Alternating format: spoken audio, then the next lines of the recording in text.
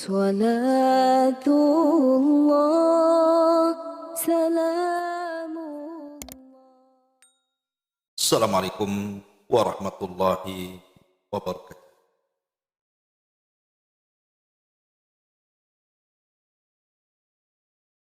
Alhamdulillah,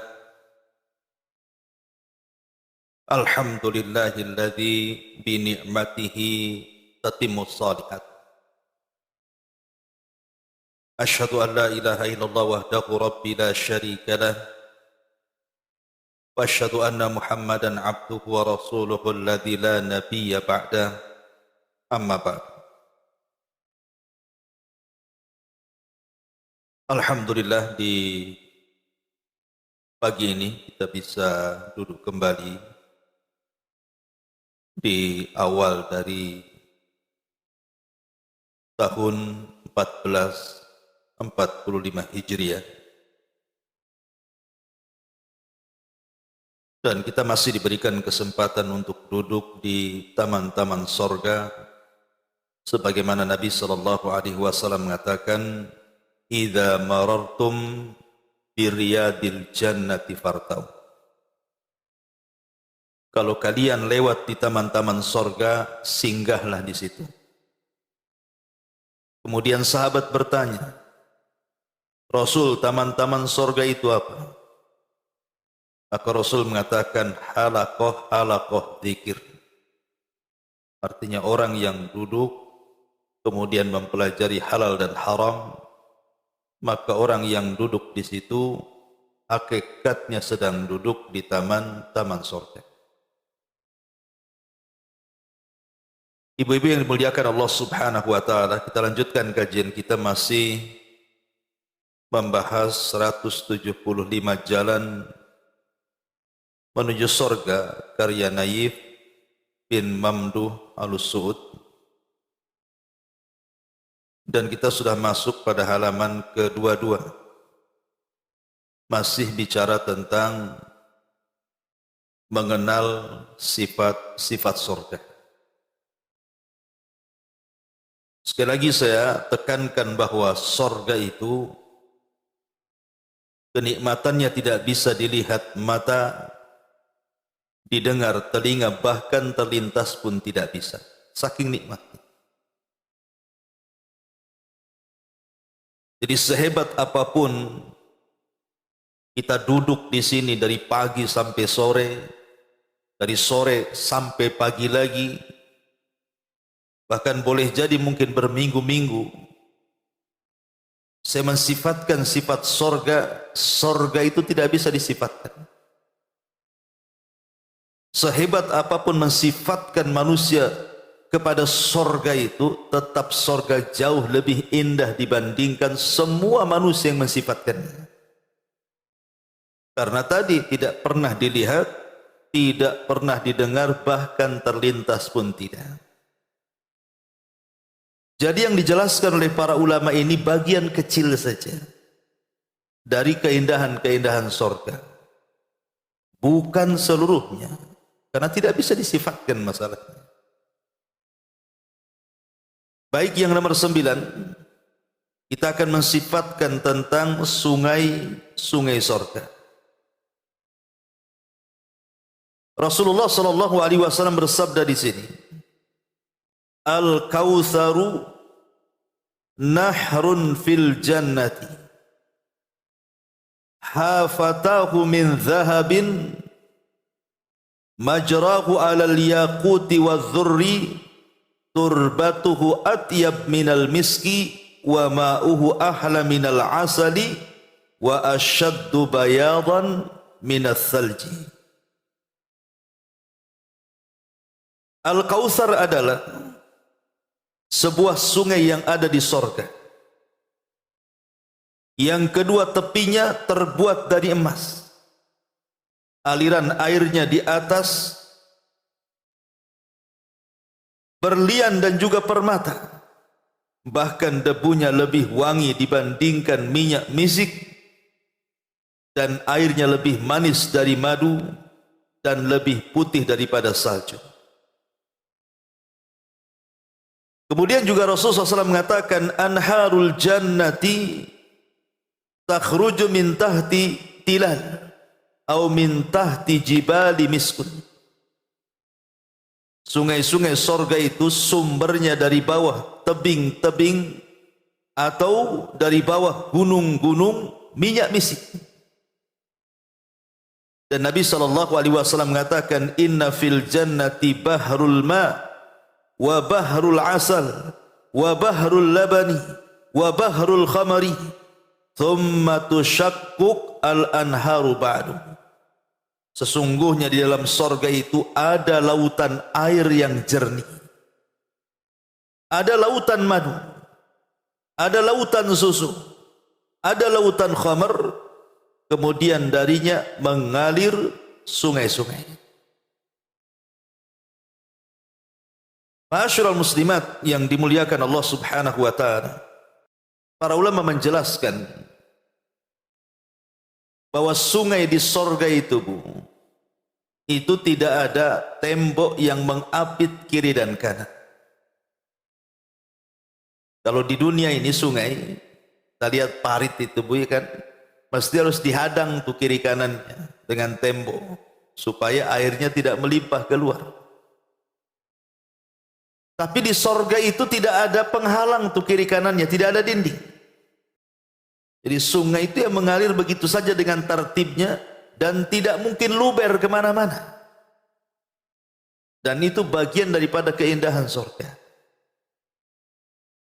Saya pernah lihat YouTube Bu, ada orang merancang rumah tuh, kemudian dikelilingi sungai buatan sama orang tuh.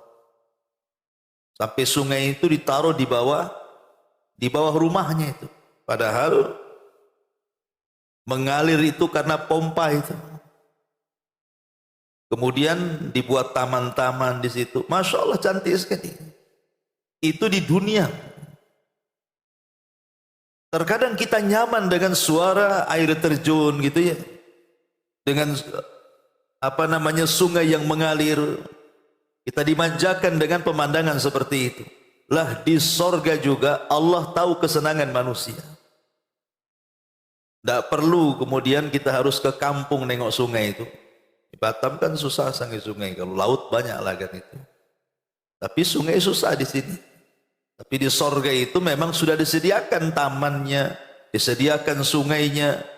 Dan luar biasanya lagi adalah sungai itu bermacam-macam. Makanya di sini Nabi SAW di sorga itu ada lautan air jernih, ada lautan madu, ada lautan susu, ada lautan khamar. Lah dari lautan itulah kemudian dialiri kepada setiap sorga-sorga yang dihuni oleh para penghuninya. Jadi sumbernya itu dari lautan.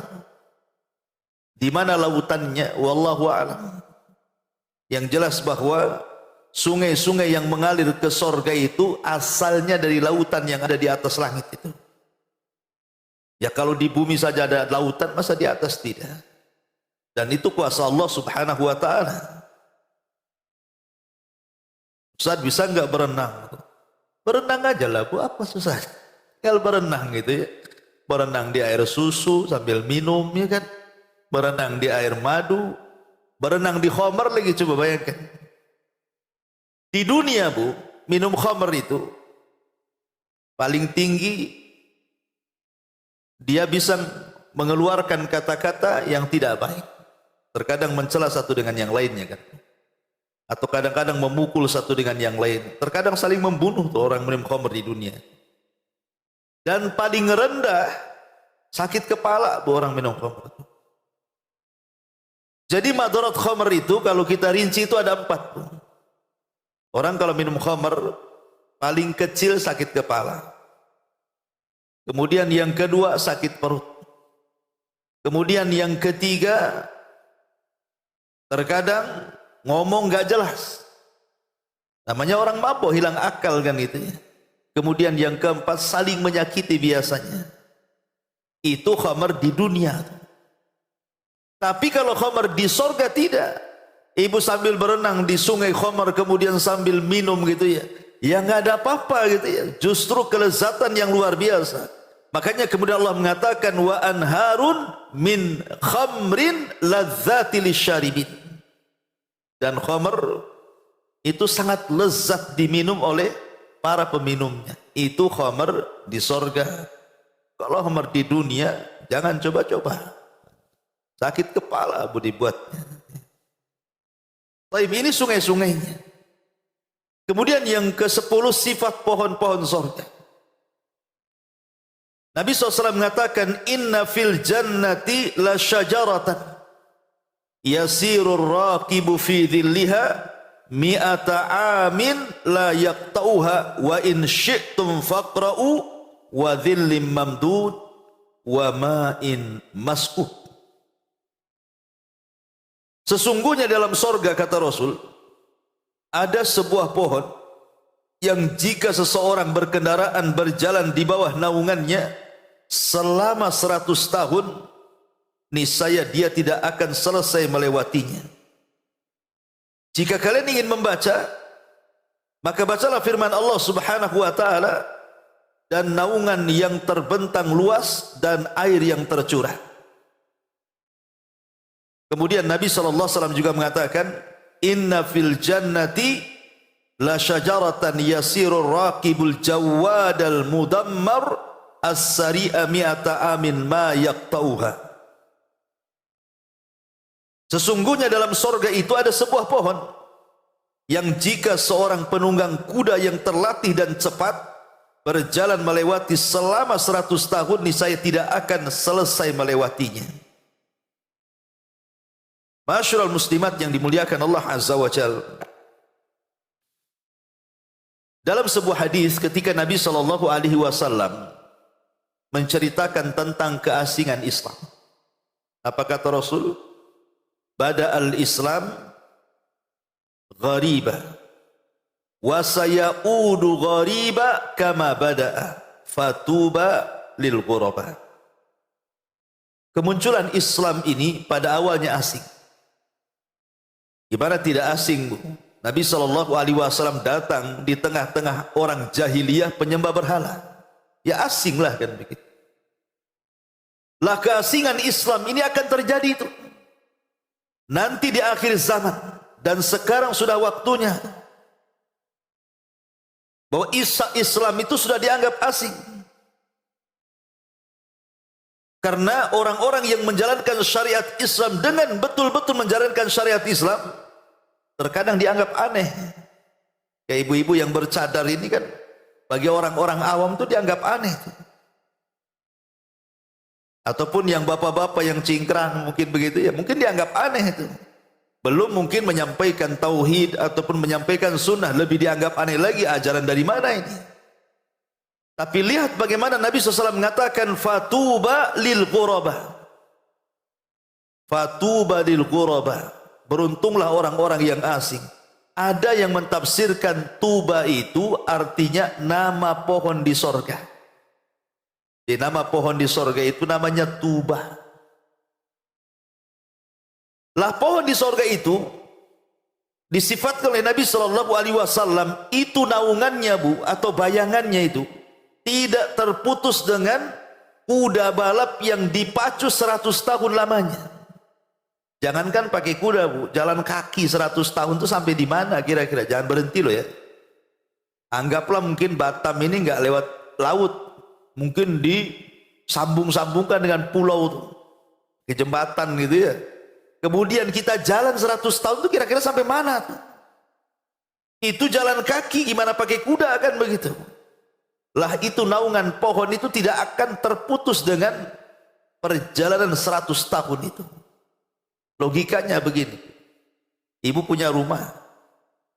Kemudian di depan rumah itu ada pohon mangga. Anggaplah pohon mangga itu rindang banget gitu ya. Kemudian ibu taruh di bawah pohon mangga itu mungkin semacam lesehan gitu. Kan enak, Bu, rasanya siang-siang kita ini duduk di lesehan tersebut, atasnya pohon yang menaungi kita, sambil makan rujak gitu, Bu ya. Sayur asam, ikan asin, apalah gitu kesukaan ibu di situ. Kan enak, Bu, rasanya gitu. Masalahnya naungan pohon di dunia ini tidak seperti naungan pohon di surga. Kalau matahari masih di atas kepala, boleh jadilah mungkin kita masih dapat bayangannya itu. Sempat matahari tergelincir saja ke arah barat, pandangannya sudah berubah tuh. Bayangannya sudah lewat jadinya kan. Jadi sebesar-besarnya pohon di dunia itu pasti hilang bayangannya. Tapi di sorga itu 100 tahun kita pacu kuda itu nggak hilang-hilang bayangannya tuh. Dan ini kelezatan orang yang berada atau bernaung di bawah pohon. Nah, inilah kelezatan di antara sifat pohon surga. Dan pohon surga itu bukan pohon kayak kita. Kalau kita punya pohon mangga itu, mau ngambil mangga saja harus perang tuh dengan semut merah tuh biasanya, Bu. Semut rang-rang itu kan. Kalau zaman dulu saya masih ingat di desa itu. Kalau orang mau panen mangga itu, Bu, ke atas itu harus bawa abu. Abu, ya. Untuk apa itu? Saya pikir untuk apa abu? Rupanya untuk perang melawan semut di atas pohon mangga. Sampai gitu loh orang dulu itu mau panen mangga. Sampai perang dulu dengan semut gitu. Tapi pohon di sorga nggak ada semut, nggak ada binatang-binatang, nggak ada ulat, nggak ada apa-apa gitu ya. Nggak ada namanya binatang-binatang kayak kita di dunia ini, nggak ada. Memang betul-betul pohon itu bersih gitu ya. Kemudian batangnya pun bukan kayak pohon kita gitu, batangnya dari emas dan perak. Itu luar biasa, Bu ya kan? Pohonnya saja batangnya dari emas dan perak gitu. Lah itulah keindahan surga luar biasa. Kemudian juga yang nomor 11, sisanya dibaca sendiri, Bu ya, sebab gua dibaca semua dalilnya lama.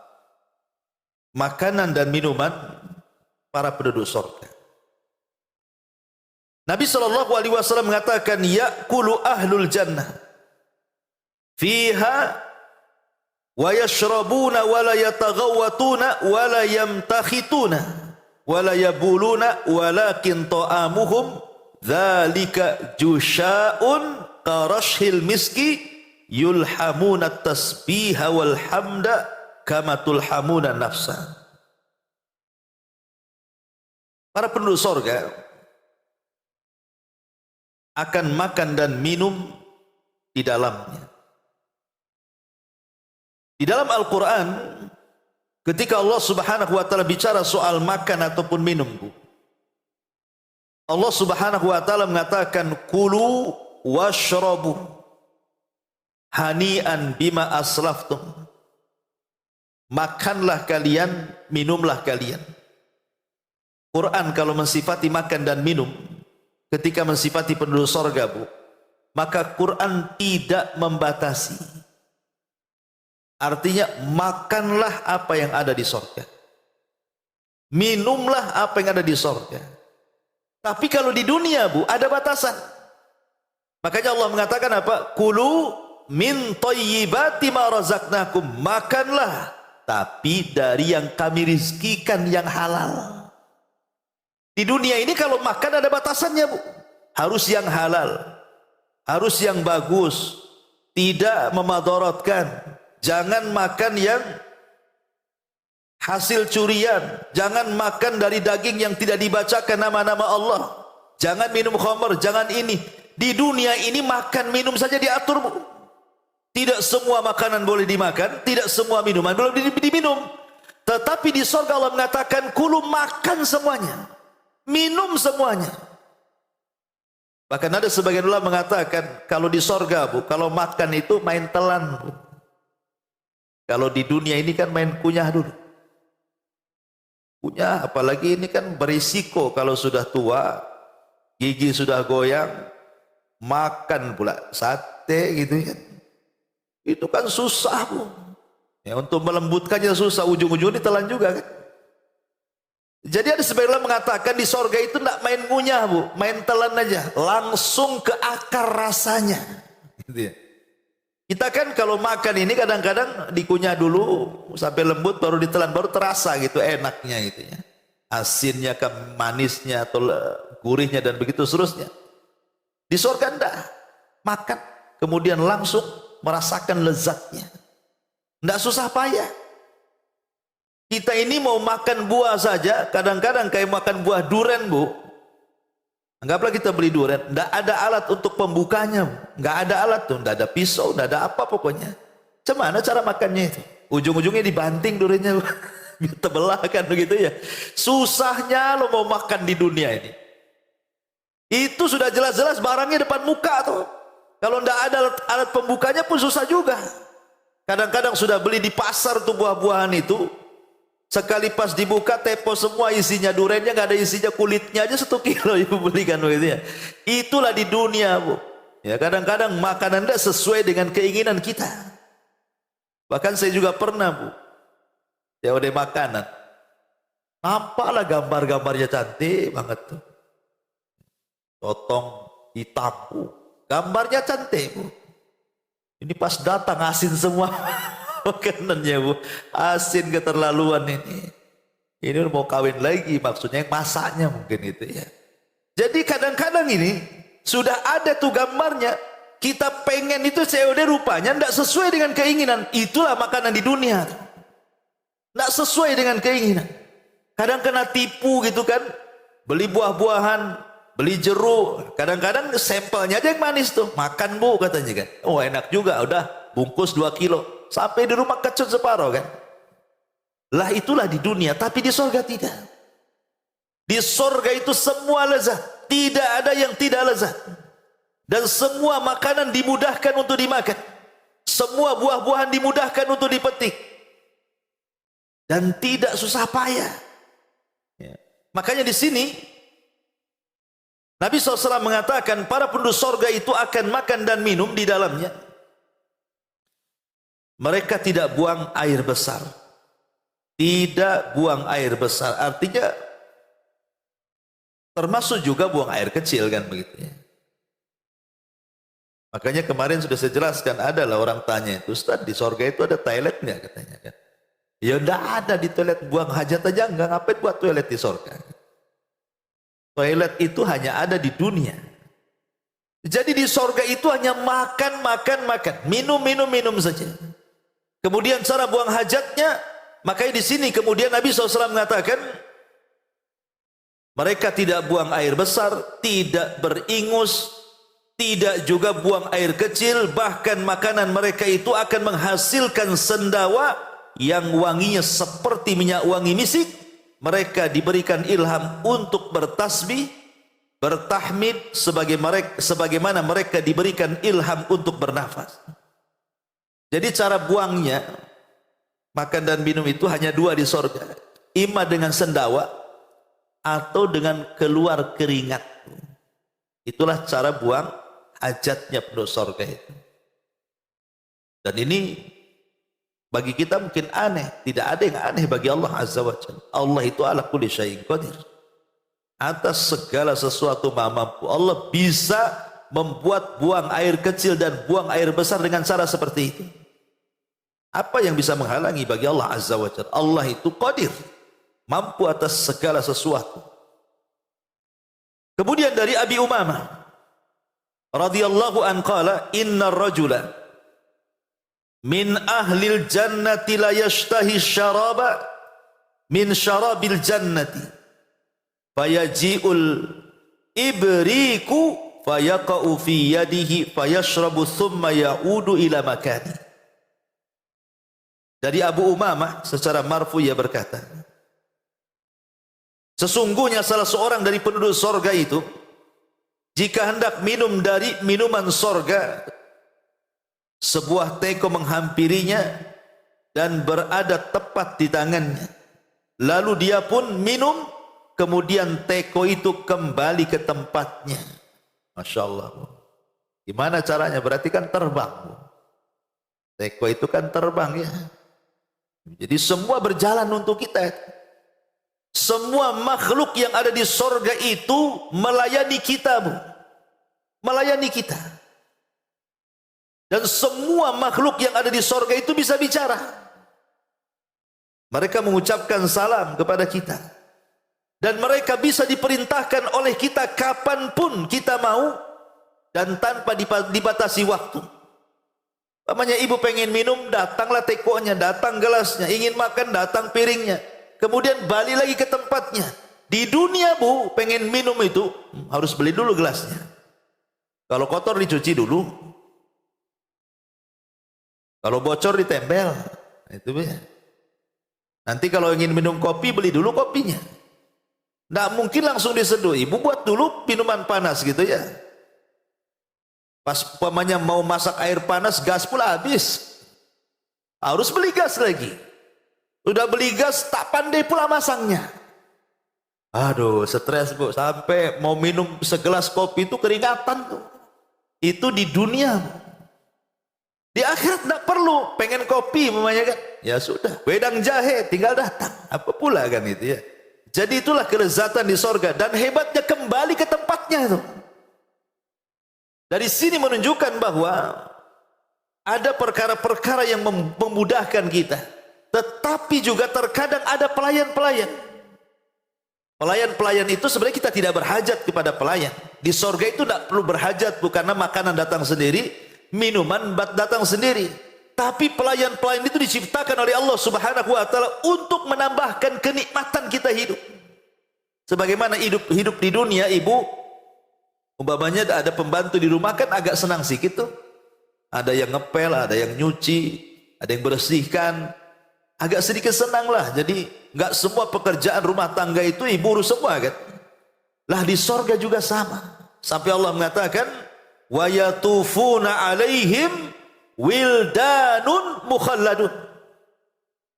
Jadi akan keliling-keliling di sekitar kita itu para pembantu anak-anak kecil yang lucu-lucu.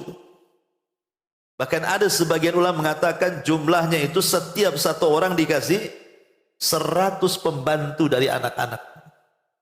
Jadi anak-anak itu bawa gelas keliling itu, nawarkan kita minum khamr, madu, susu, air jernih, air apapun gitu ya. Di sorga itu ada, bahkan makanan yang kita tidak terbayang di dunia di sorga ada. Tapi makanan yang ada di dunia semuanya ada di sorga. Dan semuanya halal. Tidak ada yang haram. Bahkan buah-buahannya tidak bermusim. Semua ada. Itulah enaknya di sorga itu. Di dunia saja kalau kadang-kadang kita mau makan buah itu kan nunggu musim dulu bu. Kalau tidak musim mahal tuh. Dan belum tentu enak juga buah-buahannya kan itu ya. Tapi di sorga luar biasa. Sampai Nabi SAW menggambarkan seperti itu. Itu makanan penduduk sorga itu disesuaikan dengan keinginan kita.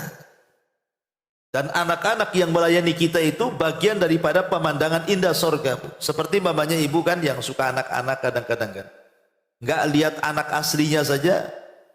Kalau mamanya lihat, sekarang ada handphone tuh, ada YouTube, kadang-kadang anak lucu-lucu gitu. Kadang-kadang ada ibu-ibu yang nengok tuh gemes banget tuh. Padahal nggak bisa dicubit, cuman nyubitnya tuh. Kan di handphone tuh kan itu. Saking lucunya gitu ya. Ada anak-anak ganteng lucu gitu di handphone itu, ditengokin sama ibu-ibu sambil cekakak-cekik gitu kan. Artinya bahwa di sorga itu juga kesenangan kita sama. Tapi di sorga ibu gak hamil. Ya, di sorga itu ibu tidak hamil karena hamil itu bagian daripada keletihan. Ya, di sorga tidak ada keletihan. Karena sudah ada anak-anak kecil banyak. Dan anak-anak itu sampai Allah mengatakan mukhalladun, dikekalkan bu. Dikekalkan itu maksudnya apa? Segitu saja umurnya. Kalau di dunia ini kan anak itu terbatas lucunya bu. Namanya 3 tahun masih lucu lah kan itu ya. 4 tahun oke lah, 5 tahun ya.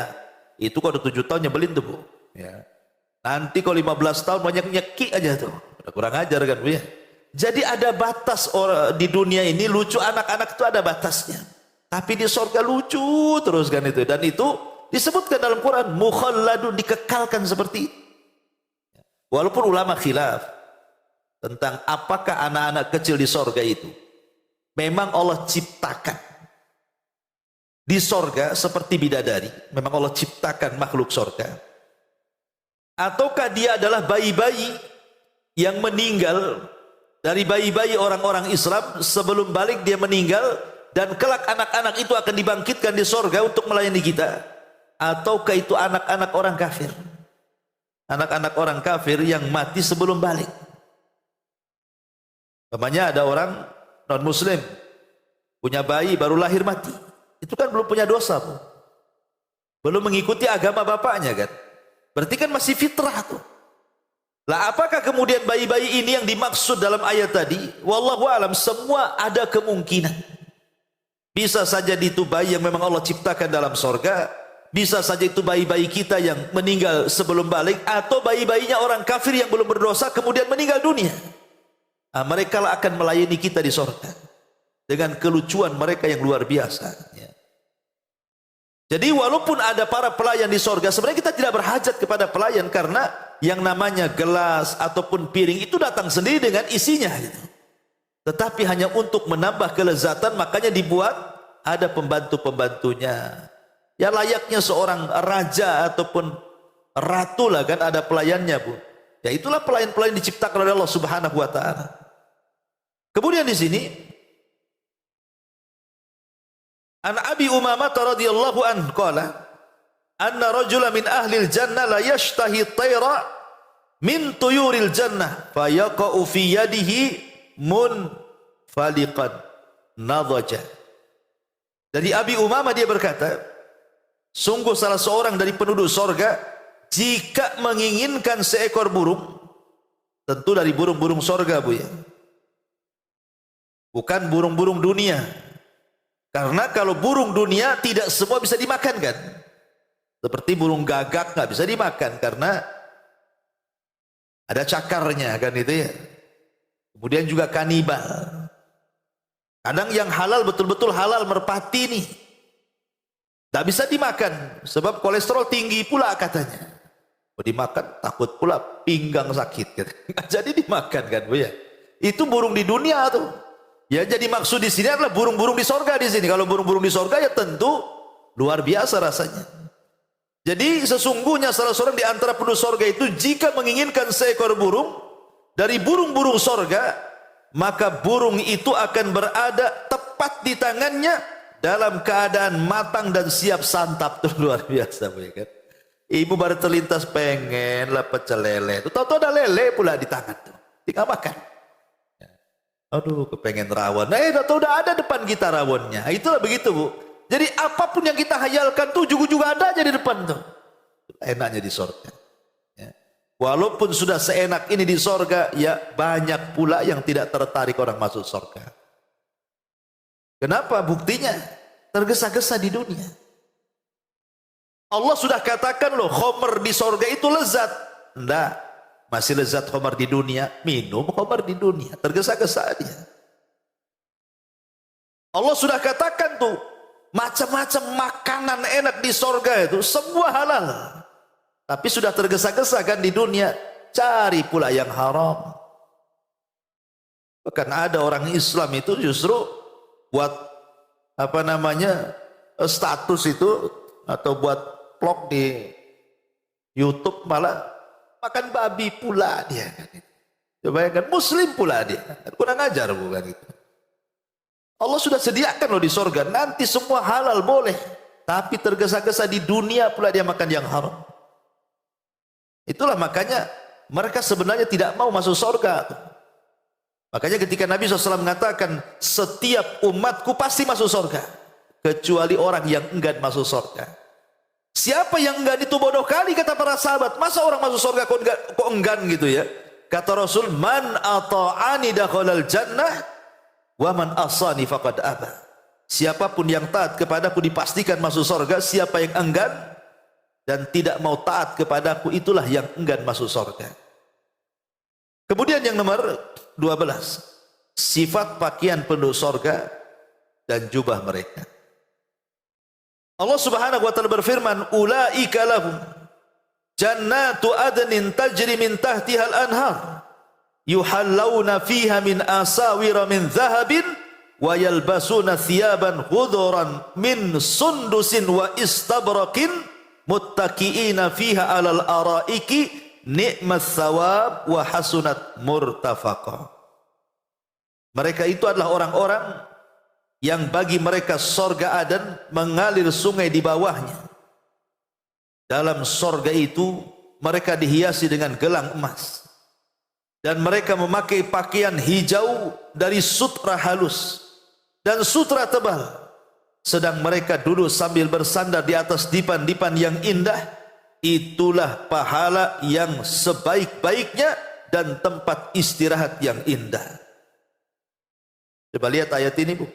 Semua penduduk sorga itu difasilitasi dengan perhiasan.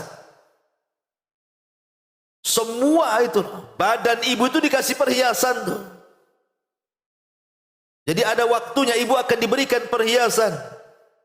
Tidak perlu kemudian di dunia ini pamer-pamer perhiasan, habis haji pula pamer perhiasan.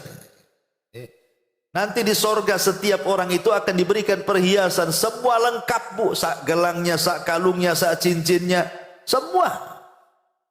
Bahkan akan dipakaikan dari kain sutra. Ada yang mengatakan satu orang itu menggunakan kain sutra itu 70 lapis, Bu. 70 lapis, Bu. Ya ibu kan besar orangnya kan. Ibu tinggi nanti setinggi Nabi Adam kan ibu itu nanti. Ya 30 meter lah tingginya ibu. Jadi yang pendek itu tak usah sedih. Nanti akan ada masanya, Bu, kalau ibu masuk surga tinggi nanti. Tinggi seperti Nabi Adam. Jadi pakainya berlapis juga tuh. Jadi sampai 70 lapis tuh. Lapis pertama, nanti kedua lebih indah lagi, ketiga lebih indah, sampai 70 lapis, Bu. Luar biasa itu. Semua kain sutra yang indah luar biasa. Alaihim siyabu sundusin wa khudr wa istabrak wa kullu asawira min fiddatin wa saqahum rabbuhum syaraban tahura. Mereka memakai pakaian sutra halus yang berwarna hijau dan sutra tebal, dan dipakaikan kepada mereka gelang terbuat dari perak-perak, dan Rabb memberikan kepada mereka minuman yang sangat-sangat bersih. Jadi sifat pakaiannya, semua pakaian di sorga itu sutra. Sementara sutra di dunia ini kan mahal. Mahal sekali kain sutra itu kan. Itu pun kadang-kadang enggak asli gitu ya. Sarung sutra, rupanya enggak dari sutra, mereknya aja sutra. Ya karena memang mahal ya sutra kan. Baik, kemudian yang nomor 13, sifat ranjang-ranjang penduduk surga dan dipan-dipannya. An Ibni Mas'udin radhiyallahu anhu fi tafsiri qaulihi radhiyallahu an wa batainuha min istabrakin qala laqad akhbartum bil bataini fa kaifa bil dhahair. Dari Ibnu Mas'ud dalam mentafsirkan firman Allah, batainuha min istibrak, permadani yang bagian dalamnya dari sutra. Dia berkata, kalian telah dihabarkan tentang bagian dalamnya, bagaimana dengan bagian luarnya? Maka Allah mengatakan, ala sururin maudunatin muttaqiina 'alaiha mutaqabilin. Mereka berada di atas dipan-dipan yang bertahta emas dan juga permata, seraya bertelekan di atasnya dan saling berhadap-hadapan. Dan Allah mengatakan muttaqiina fiha 'alal araik la yarawna fiha syamsan wala zamharira. Di dalamnya mereka duduk bertelekan di atas dipan, mereka tidak merasakan di dalamnya teriknya matahari dan tidak pula dingin yang sangat. Fiha sururun marfu'ah, di dalamnya ada tahta-tahta yang ditinggikan. Ada sebagian ulama mengatakan, jadi ketika Allah Subhanahu wa taala berfirman fiha sururun marfu'ah, di dalamnya ada tahta-tahta yang ditinggikan, maksudnya kasur-kasur yang ditinggikan. Orang-orang jahiliyah itu, orang-orang kafir jahiliyah itu, mereka kan mengingkari adanya kebangkitan setelah kematian. Jadi enggak ada kebangkitan setelah kematian. Akhirnya kemudian sebagian tokoh mereka mengejek Nabi sallallahu alaihi wasallam, mengatakan, ketika Nabi SAW mengatakan bahwa tingginya divan itu kan ada yang mengatakan 30 hasta. Berarti kalau 30 hasta kalau dibagi dua kan 15 meter berarti kan tinggi dipannya itu. Kalau buat spring bed itu ketebalannya itu 15 meter. Nah, itu kan empuk sekali bukan itu. 15 meter. Jadi orang musyrik ini mengatakan, apalah si Muhammad menghayal katanya. Ini kalau dipan tempat tidur ini 15 meter, cemana naiknya, naik tangga lah kita katanya. Begitu Bu ya. Dia tidak sadar bahwa dia nanti kalau masuk surga gitu ya, kan badan dia ditinggikan juga. Badan kita lo ditinggikan 30 meter. Lah kalau seandainya kasurnya seperti spring bed yang ibu sekarang di rumah itu, ya itu jadi tikar lah kan, begitu tipis jadinya kan. Orangnya tinggi, ya otomatis dipannya harus tinggi juga lah supaya empuk. Ya kalau seandainya kemudian dipannya spring bed yang kita ma'ruf hari ini orangnya 30 meter, kayak keset punya gitu ibu ya. Jadi logikanya itu gimana di situ? Makanya kemudian mereka mengingkari karena mereka tidak pernah beriman dengan adanya surga. Lah dipan-dipan atau ranjang-ranjang penuh surga itu macam-macam, ada yang untuk tidur, ada yang memang untuk bersantai-santai di luar, dan Allah yang mengatakan walaupun untuk santai-santai di luar itu, lesehan-lesehan tiduran di luar itu, mereka tidak akan disentuh matahari, bahkan tidak akan disentuh hawa dingin. Ya, karena cahaya di surga itu tidak ada matahari. Di dunia saja Bu, kita baru duduk tuh kan, pamannya ada trotoar jalan, ada tempat duduk di situ, panas sekali, udah main pindah kita. Jangankan itu, kita dulu di warung saja lagi makan itu ya, tiba-tiba cahaya matahari ke arah kita, kita mau geser tuh. Itu di dunia tuh, lagi enak-enak makan tahu-tahu kepanasan. Di surga nggak ada seperti itu. Makanya Allah mengatakan la yarawna fiha syamsan wala zamharir. Tidak ada panas, tidak ada dingin. Ya cuacanya memang disesuaikan dengan keindahan surga. Ma'asyiral muslimat yang dimuliakan Allah Azza wa Jalla. Bahkan di surga itu kan berpasangan bukan? Ibu dengan suami ibu, sampai Allah mengatakan di dalam Al-Quran itu yatanazzauna fiha ka'san.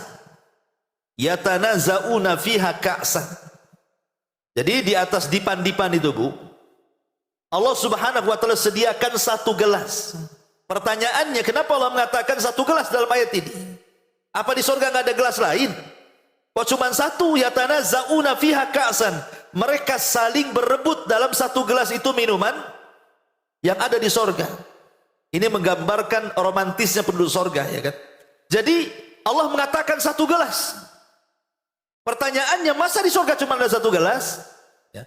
Di surga jelas banyak gelas lah. Sebagaimana ibu aja di rumah banyak gelasnya, mulai dari gelas kaca sampai gelas plastik ada semua betul di rumah tuh.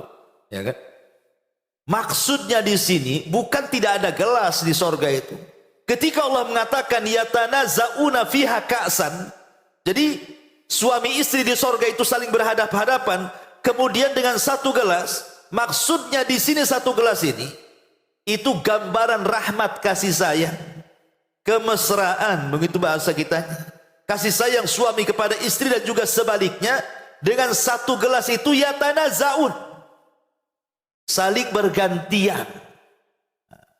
Kayak orang kalau ibu waktu pengantin gitu kan, ada tuh peragaan biasanya ya minum satu gelas kan, suruh istrinya kemudian suaminya gitu. Itu baru kawin Bu ya. Kalau sudah lama minum sendiri sana gitu ya.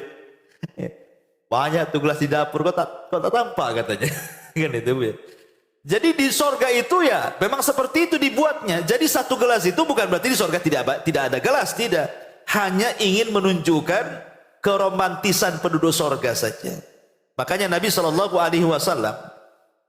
ketika berada di rumah Asma bersama Aisyah radhiyallahu anha, karena Aisyah itu kan masih saudarinya Asma kan, sama-sama putri Abu Bakar Siddiq radhiyallahu. Jadi Aisyah ini kan bertamu ke rumah Asma dengan Nabi SAW.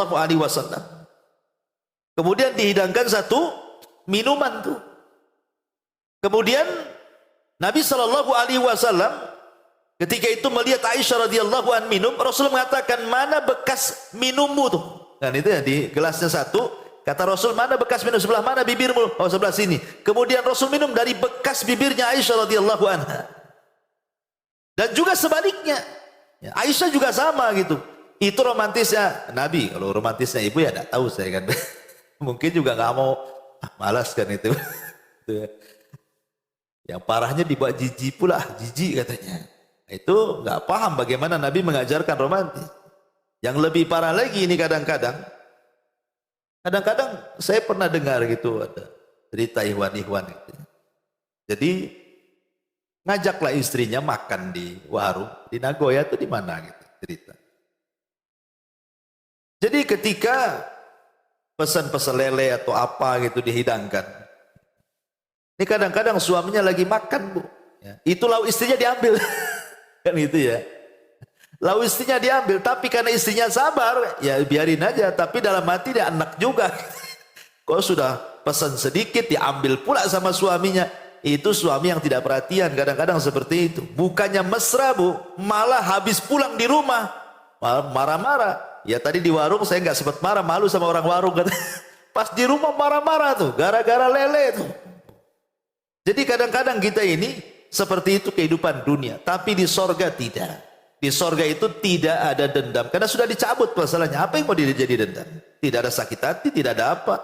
Makanya kehidupan rumah tangganya juga di sorga itu memang Allah buat seindah mungkin. Ya. Kemudian masuk pada ciri-ciri penduduk sorga. Allah Subhanahu wa taala mengatakan di sini, inna ansha'nahunna insha'an faja'alnahunna abkaran uruban atraba li ashabil yamin. Sesungguhnya kami menciptakan mereka, maksudnya bidadari-bidadari dengan langsung. Maksudnya tidak ada proses lahir, besar, tidak ada. Jadi ketika diciptakan dia langsung dewasa gitu maksudnya. Dan kami jadikan mereka gadis-gadis perawan, penuh cinta lagi sebaya umurnya. Kami ciptakan mereka untuk golongan kanan. Wanita di sorga itu kata para ulama ada 3 macam wanita. Penduduk sorga itu memiliki 3 macam wanita. Yang pertama, ibu sendiri. Kalau Allah takdirkan ibu masuk sorga, maka ibu akan menjadi ratunya di sorga. Jadi wanita-wanita dunia yang masuk sorga. Ini yang pertama. Kemudian yang kedua, bidadari yang memang Allah ciptakan di sorga. Langsung besar, langsung dewasa. Tidak ada proses kelahiran, kehamilan, tidak ada. Langsung diciptakan oleh Allah Azza wa Jal berbentuk seorang gadis.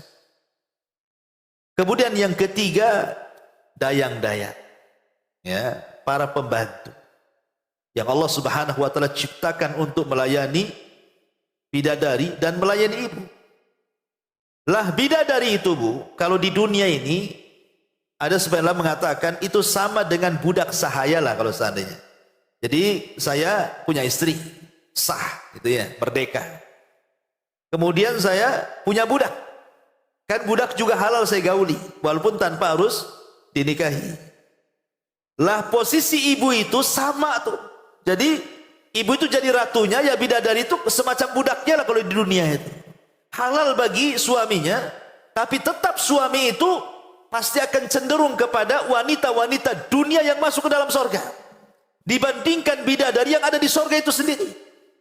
Makanya ketika Ummu Salamah ini kan salah satu istri Nabi SAW ditinggal meninggal oleh suaminya Abu Salamah. Lah padahal Abu Salamah itu suami yang paling dicintai Ummu Salamah. Sampai banyak para sahabat bu, ketika meninggal Abu Salamah, kemudian masa idahnya sudah selesai, dilamar banyak para sahabat, ditolak semuanya.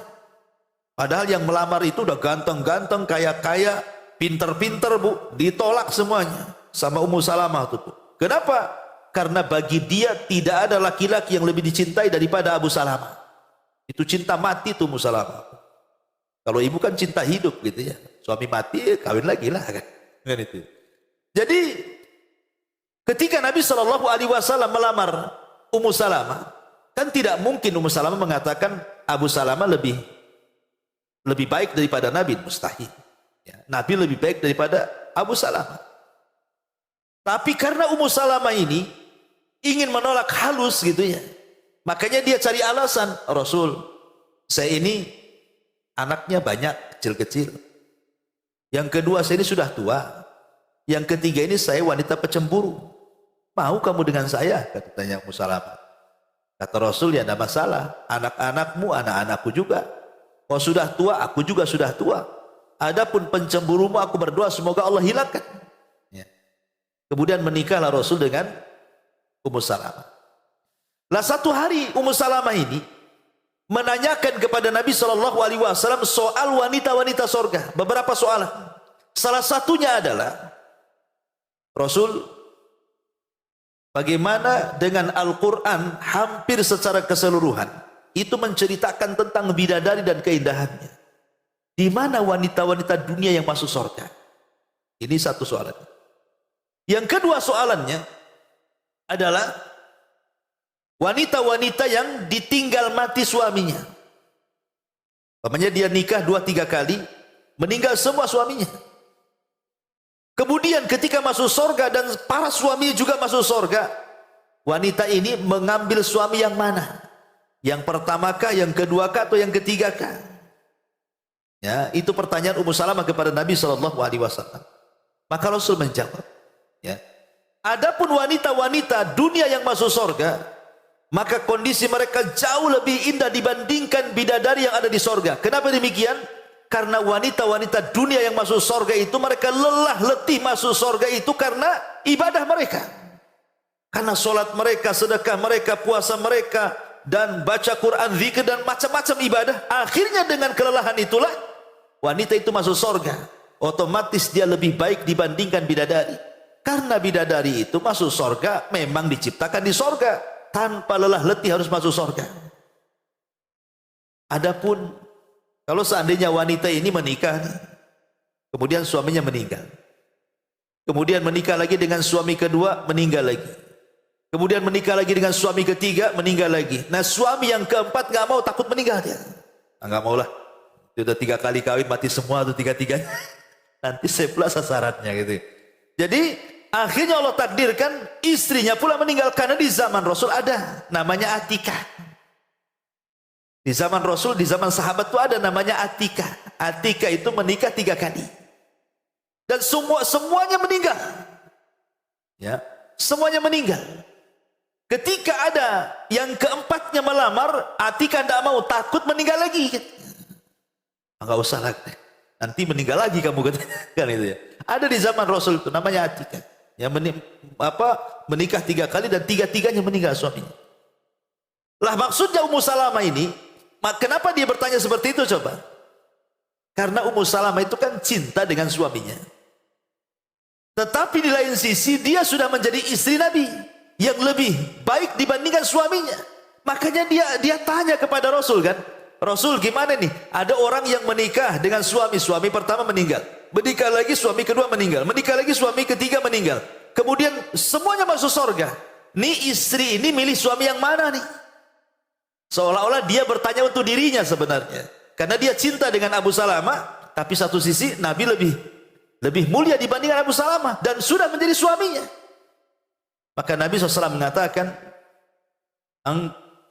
wanita itu tidak mengatakan Abu Salamah. Ummu Salamah kan menghikayatkan dengan sebuah cerita. Kata Nabi SAW, wanita itu akan menikah dengan suami yang terakhir dinikahinya. Ya, kata Rasul, wanita itu akan menikah di sorga dengan suami yang terakhir dinikahinya.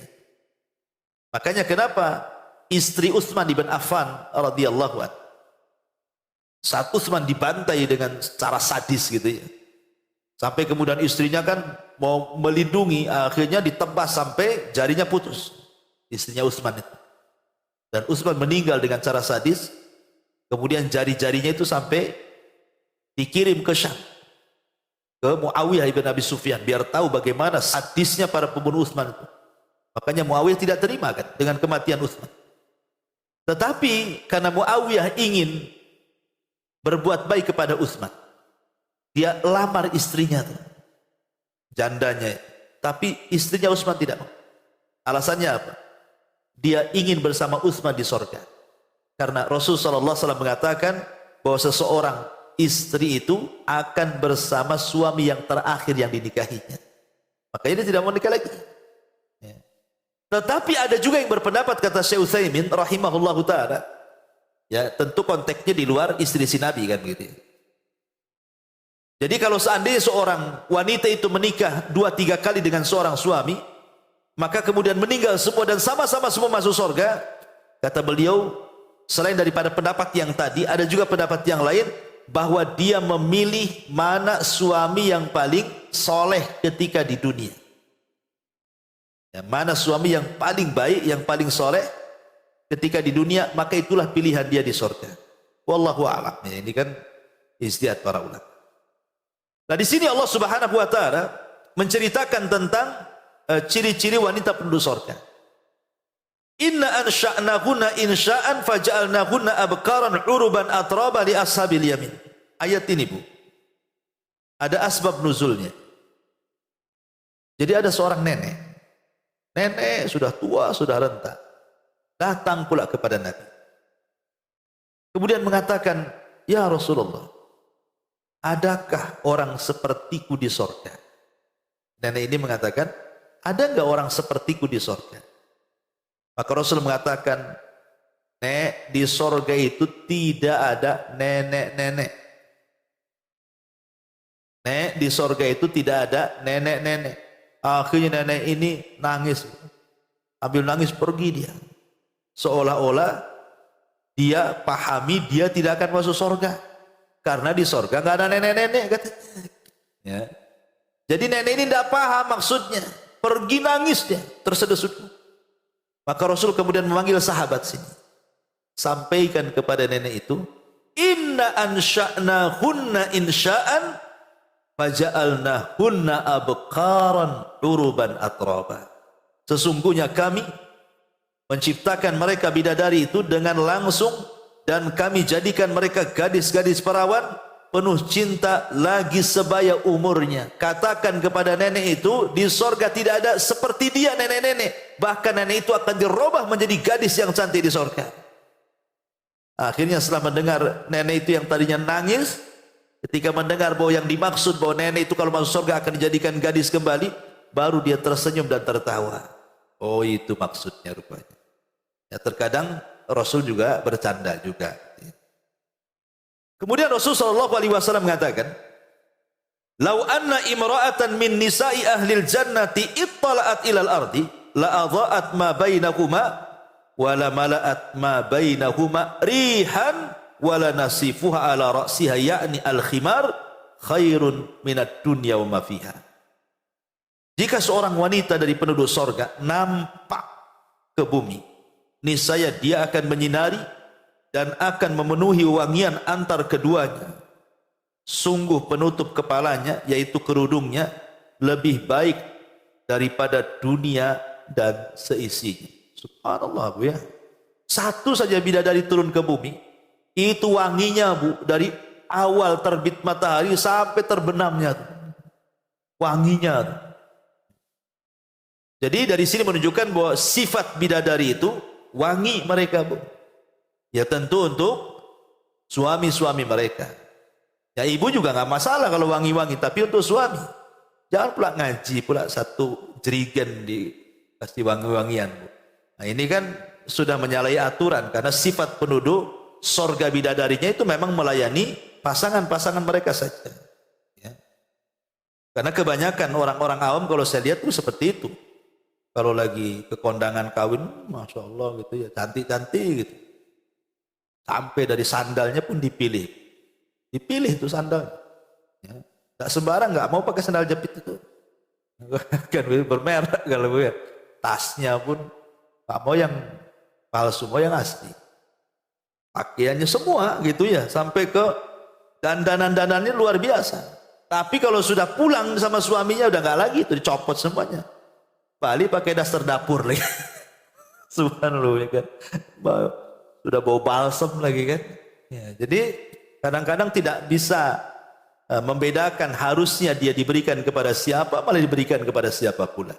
Karena ini penduduk sorga diceritakan, kalau seandainya wanita penduduk sorga itu turun ke bumi, itu cahayanya, maksud cahayanya itu keindahannya. Saking indahnya, ini kan Rasul ingin membayangkan gitu, indah sekali penduduk sorga. Bidadarinya itu sangat indah sampai cahayanya memenuhi ufuk dan wanginya itu dari mulai ujung barat ke timur, selatan dan ke utara gitu. Satu bumi memenuhi bumi, harum dan keindahannya. Itu satu bidadari itu yang muncul ke bumi. Kemudian wala nasifuha ala ra'siha, menunjukkan bahwa di sorga juga para bidadari itu menutup kepala dengan kerudung, dengan jilbab. Berarti di ahli sorga juga pakai jilbab. Padahal kan di sorga halal-halal saja Bu ya, nggak pakai jilbab pun nggak berdosa. Kalau di dunia jangan, ya kan, harus pakai jilbab. Kalau enggak buka aurat berdosa. Tapi tetap di sorga itu juga pakai jilbab. Kenapa? Menunjukkan bahwa jilbab itu bagian daripada keindahan sorga. Keindahan wanita-wanita sorga menggunakan jilbab. Karena di sini dikatakan dan penutup kepalanya, menunjukkan wanita-wanita di sorga itu ditutup kepalanya, yaitu kerudungnya lebih baik daripada dunia dan seisinya. Kan luar biasa ya. Kemudian Imam Al-Mundhiri dalam kitabnya At-Targhib wa Tarhib, nasib penutup kepala adalah khimar, kerudung, ya kan? Berarti penutup sorga pakai kerudung. Kemudian juga yang terakhir di sini, yang 15 ya. Apa masih lama kita? Oke, satu lagi, nyanyian para bidadari di sorga dan musik mereka. Rasul mengatakan inna azwaja ahlil jannah la yaghnina azwajahunna bi ahsani aswatin ma sami'aha ahadun qat. Inna mimma yaghnina bihi nahnul khairatul hisan azwaju qaumi kiramin yang dhurna bi qurrati a'yanin wa inna mimma yughnina bihi nahnul khalidatu fala yamutnahu nahnul aminatu fala yakhfahnahu nahnul mukimatu fala yadhanahu. Sesungguhnya istri-istri para penduduk sorga itu akan bernyanyi untuk suami-suami mereka dengan suara yang sangat merdu, yang tidak pernah didengar oleh seorang pun. Sesungguhnya di antara bait-bait syair mereka adalah, kami adalah wanita-wanita cantik jelita, kami adalah istri-istri kaum yang mulia, yang melihat dengan bola mata yang sangat indah. Kemudian juga di antara bait-bait syairnya adalah, kami adalah wanita-wanita yang kekal abadi, yang tidak akan mati. Kami adalah wanita-wanita yang merasa aman, yang tidak akan merasa takut. Kami adalah wanita-wanita yang menetap, yang tidak akan berpindah tempat. Subhanallah dia. Rasul mengatakan sungguh istri-istri penduduk sorga itu akan bernyanyi untuk suami-suami mereka dengan suara merdu. Jadi ibu gak perlu sedih kalau sekarang punya suara grebek, bukan? Ya, nyanyi sendiri di kamar mandi. Ibu sendiri yang dengar, yang nyanyi nggak mau tuh, nggak mau dengar suara sendiri kan. Ya. Tapi di sorga semua gitu jadi artis. Kalau di dunia kan artis-artis tertentu saja yang punya nikmat diberikan suara, itu pun tidak disyukuri. Harusnya kalau Allah berikan nikmat suara yang indah kan baca Quran. Ya, gunakan baca Quran. Ini enggak untuk nyanyi gitu ya. Akhirnya kemudian Qur'annya dihilangkan, nyanyinya pula ditonjolkan. Lah di sorga itu semua ibu akan jadi penyanyi dan memiliki suara indah. Tidak perlu ada belajar lagi, memang di sorga sudah Allah bentuk seperti itu.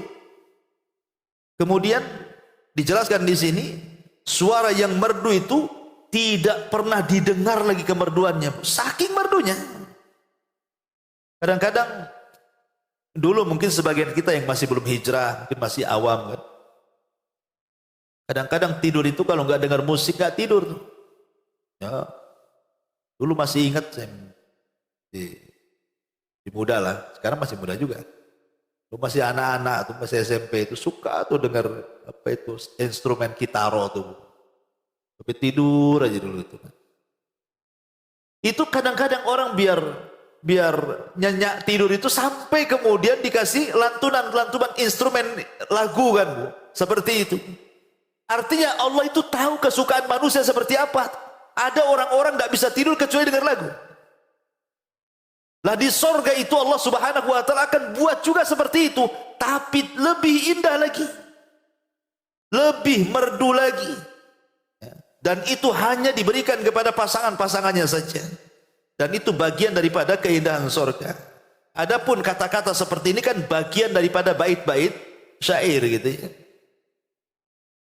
Wallahu alam. Kemudian an Abi Hurairah radhiyallahu anhu qala inna fil jannati nahran tulal jannah hafatahul al-adhari qiyamun mutaqabilatun yaghnina bi ahsani aswatin yasmauha al-khalaiqu hatta ma yarawna anna fil jannati ladzatun misluha qulna ya Aba Hurairah wa ma dzakal ghina qala insyaallah at-tasbiha wat tahmida wat taqdisa wa thanaa ala rabb.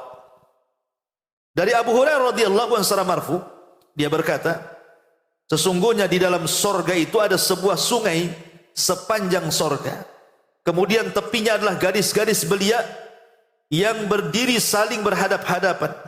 Mereka bernyanyi dengan suara yang sangat merdu yang didengar oleh seluruh makhluk hingga mereka tidak mengira bahwa di surga ada kenikmatan yang sama dengannya.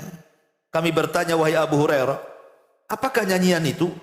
Maka Rasul mengatakan, insyaallah nyanyian itu adalah tasbih, mengucapkan tasbih, tahmid, pujian-pujian takdis, pembersihan-pembersihan Allah, dan juga pujian-pujian kepada Allah Subhanahu wa taala. Artinya semua nyanyian di sorga itu tidak ada yang sia-sia. Semuanya isinya adalah berzikir, bertasbih, bertahmid, dan juga bertakdis kepada Allah Subhanahu wa taala. Wallahu a'lam. Subhanaka wa bihamdika asyhadu an la ilaha illa anta astaghfiruka wa atubu ilaik. Allahu ta'ala. Assalamualaikum warahmatullahi wabarakatuh.